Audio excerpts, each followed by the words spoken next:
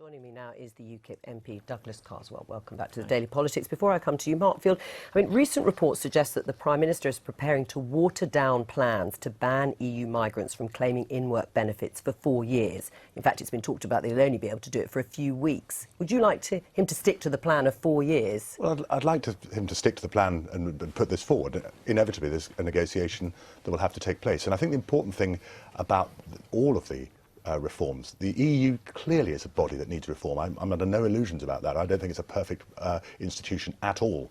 However, what we need to recognise is that this is a down payment of reforms here. I hope we will get a package that we will put to the electorate at some point in the next year or so. However, the truth is this has got to be not a destination but a process that will go on, I think, for some years to come, and reform is something we need to take a lot of other EU members on that journey with us. Right. If, though, like many of the other things on that shopping list, although we don't quite know the detail, but David Cameron's been advised by senior civil servants that they're not achievable.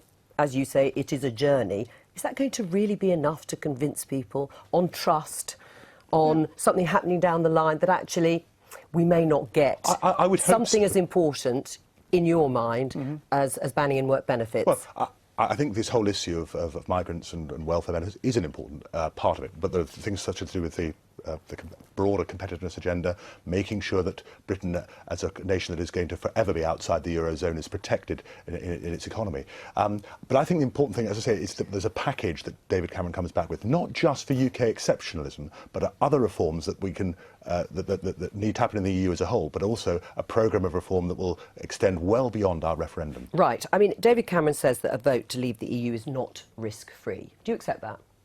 Well, I think the really risky option would be to say that we're going to remain part of a group of countries that has lost control. The EU can't deal with the huge economic and demographic and technological changes that are happening around the world. The EU's lost control of its agenda. It can't control its currency, it can't control its borders.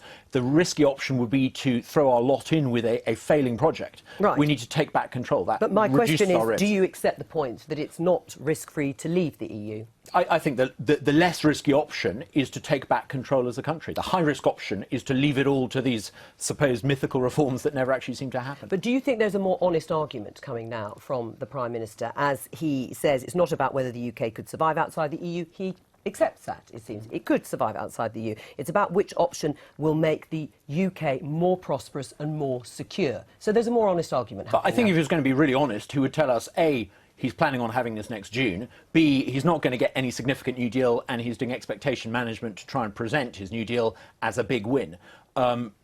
I have to say, if there's honesty, I don't think the CBI is really the forum to discuss honesty and attitudes to Europe, given that they've been producing some rather dodgy polling. Is he going to present it as a big win? No, I don't think he is. I think he will be very candid about it.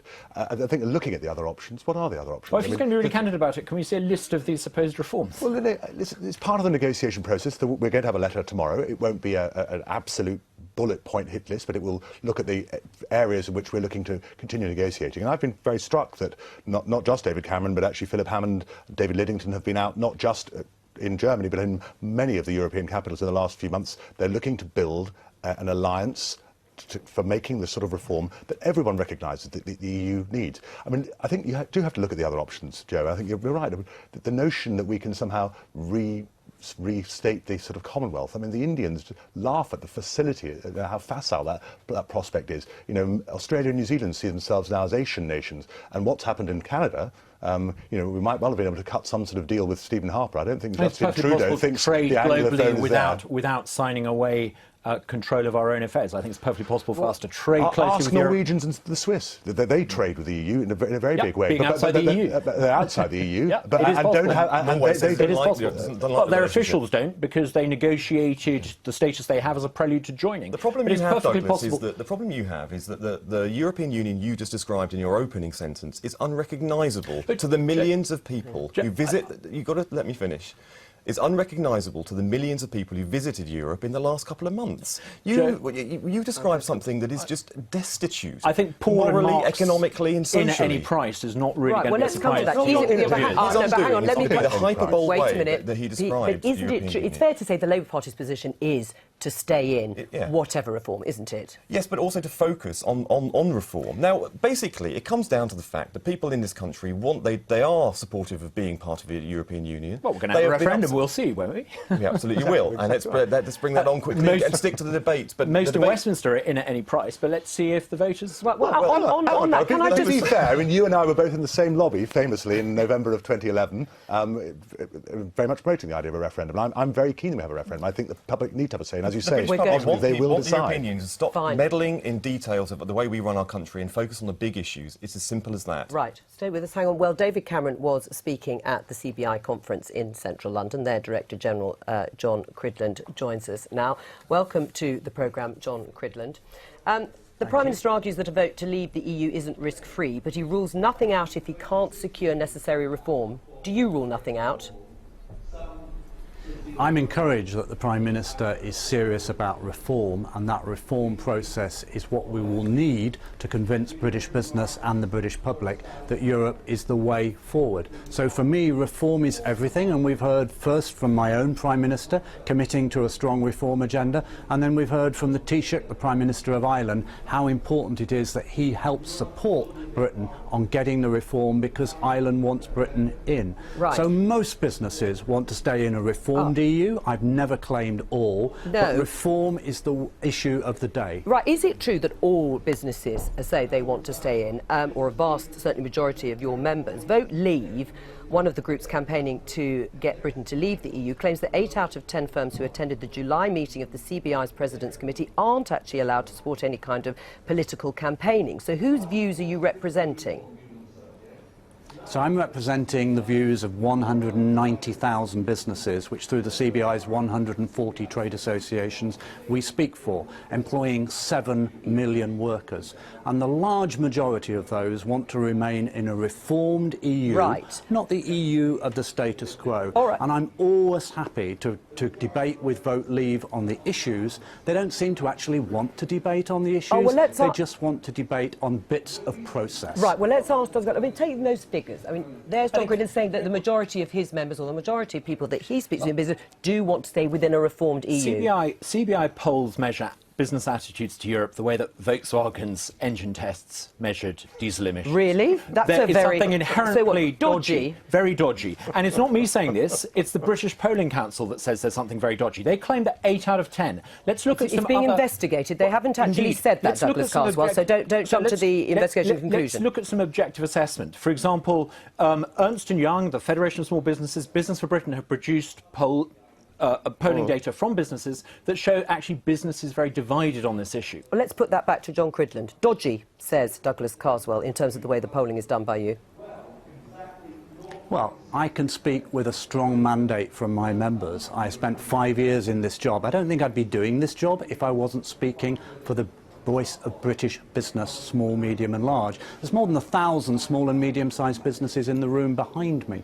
They have listened patiently and politely to political speakers who've debated this issue this morning. Of course, there's a variety of view. The more international the business, including the small business, the more likely they are to see the upsides of Europe. The more domestic the business, the more likely they are to see the downsides. So you'd expect different business organisations with different membership profiles to come up with different results. All right, well, let's have a look at some of these pictures, because as the Prime Minister was speaking, some protesters there unfurled a banner which said CBI Voice of Brussels. I think you can see it there. Was a student group. Now, they clearly don't think you would ever recommend to leave the EU, whatever happens, reform or not. Are they right? So there were 2 demonstrators and there was 1,000 other people in the room, and the demonstrators were politely heard, just as I hope my views are. Yeah, but you haven't answered my question, which is, my question though is, you said you desperately want reform. If there is no substantive reform, John Cridland, would you recommend to your voters that they vote to leave the EU?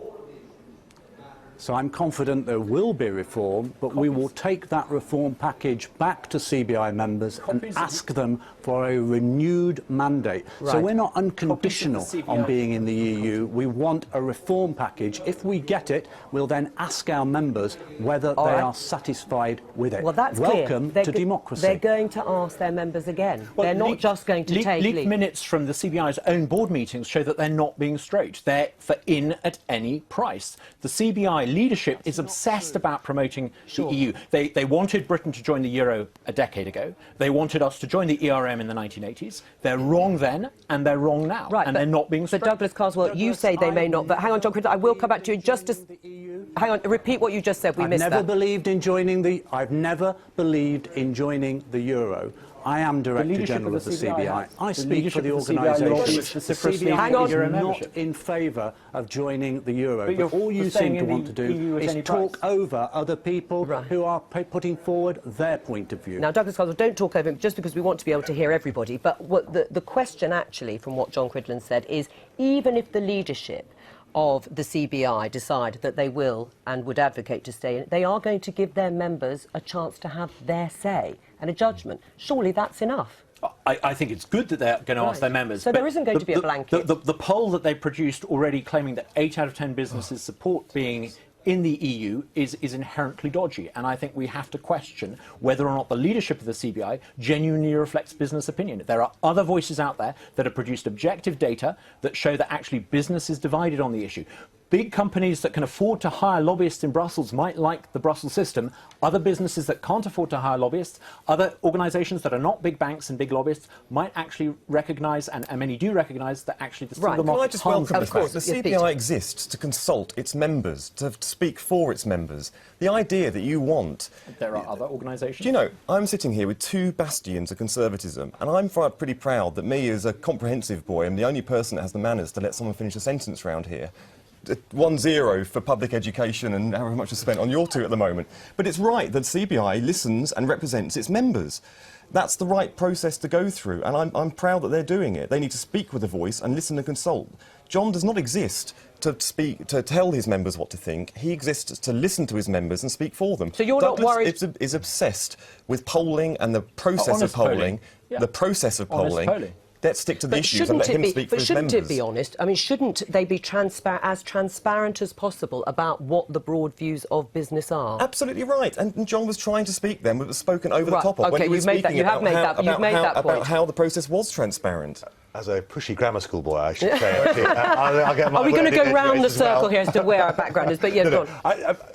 Douglas, the difficulty of your stance is that you've started at the outset saying the whole thing is a sham. We're not going to get any reform. We are going to get some reform, and they're going to say that's nothing like enough. It's all sort of smoke and mirrors, is what you're going to end up saying come the referendum. And I think we are, as I say, going to get a package here. I hope there will be some exceptionalist deal, that we'll be able to get something that's a good deal for Britain, but also we all know that this institution does require reform. There are a lot of institutions we're members of. We're members of the UN, and that disappoints us from time to time. We're members of NATO, and again, there are various elements of that disappoint us. It doesn't mean we just walk out. We want to play an ongoing role and try and make it better for all of our citizens. All right, can I just before we leave this bit, John Cridland, you're stepping down later this month. You'll be replaced by Carolyn Fairbairn. And on the matter of our membership of the European Union, are you and she at one? Yes, we are. We want Europe to do more of what it does well and less of what it does badly. British business wants a better deal from Europe, and I'm sure Carolyn, like me, will continue to represent the views of the broad mass of British business who want to be in a reformed EU. Right, and just briefly, would you be a fan of having that referendum next June? I want to have the referendum when we've got the reform package so that the British public can make an informed choice. All right, John Cridland, thank you very much. Next June, you'd be in favour of next June? That's what's been talked about in the papers today, as soon as possible. As soon as possible. I think so. I mean, we are committed to having a package of reform, and that shouldn't necessarily be rushed. We need to get a reform package, but I think for the sake of certainty, let's get this done. And I think probably June or perhaps next autumn just will be right. briefly. I'm relaxed about the timeline. The key is to make sure that it's conducted honestly with honest polling. You didn't frankly have the balls to put country before party.